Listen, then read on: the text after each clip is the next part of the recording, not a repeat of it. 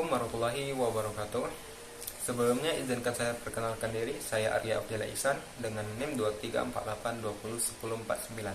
Di sini saya akan menjelaskan tentang penyakit sistem saraf pada manusia. Sebelum masuk ke materi, saya ingin menjelaskan apa itu sel saraf.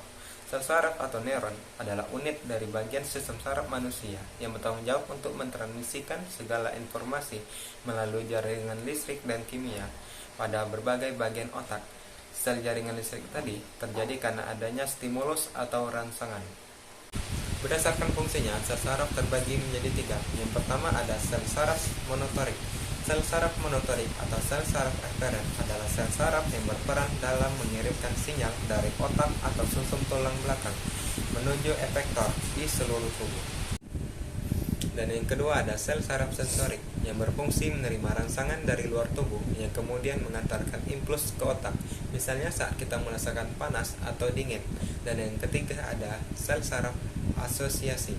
Sel saraf ini berfungsi dalam memadukan antara sel saraf sensorik dan motorik. Dalam saraf terbagi menjadi tiga tipe. Yang pertama saraf pusat. Saraf pusat adalah kumpulan saraf di otak atau tulang belakang. Dan yang kedua ada saraf otonom. Sistem saraf otonom ini berfungsi dalam mengatur proses tubuh tertentu seperti tekanan darah dan laju pernapasan.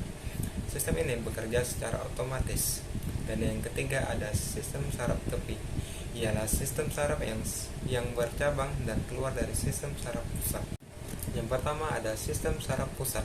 Gejala umum pada sistem saraf ini seperti sakit kepala terus-menerus, kehilangan ingatan, dan kelumpuhan. Faktor risiko terbesarnya ialah segala jenis kerusakan otak, traumatis atau TBI, dan cedera pada tulang belakang. Dan yang kedua ada sistem saraf otonom. Gejala pada umumnya seperti masalah irama jantung. Masalah ini ialah ritme irama jantung tadi tidak beraturan. Dan yang kedua ada kesulitan menelan. Dan yang ketiga adalah kesulitan mencerna makanan. Faktor utamanya seperti penyakit Parkinson.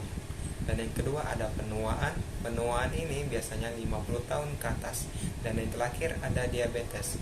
Kenapa diabetes termasuk faktor utama dalam sistem saraf otonom? Karena tingginya kadar gula darah dapat merusak pembuluh darah kecil dan sistem saraf otonom. Dan yang terakhir ada sistem saraf tepi. Gejalanya ini berdasarkan jenisnya. Jenis yang pertama ada sistem saraf motorik. Gejalanya yaitu kram otot dan kelumpuhan. Dan yang kedua ada saraf tepi sensorik. Gejalanya nyeri seperti ditusuk. Dan yang ketiga ada mononeutropi. Gejalanya sakit mata dan sulit mengontrol mata. Faktor utama atau faktor yang terbesar pada sistem saraf tepi ini ialah seperti obesitas, merokok, dan menderita diabetes. Sekian penjelasan saya tentang penyakit atau gejala pada sistem saraf manusia. Lebih dan kurang saya mohon maaf. Wabillahi taufiq wal hidayah. Wassalamualaikum warahmatullahi wabarakatuh.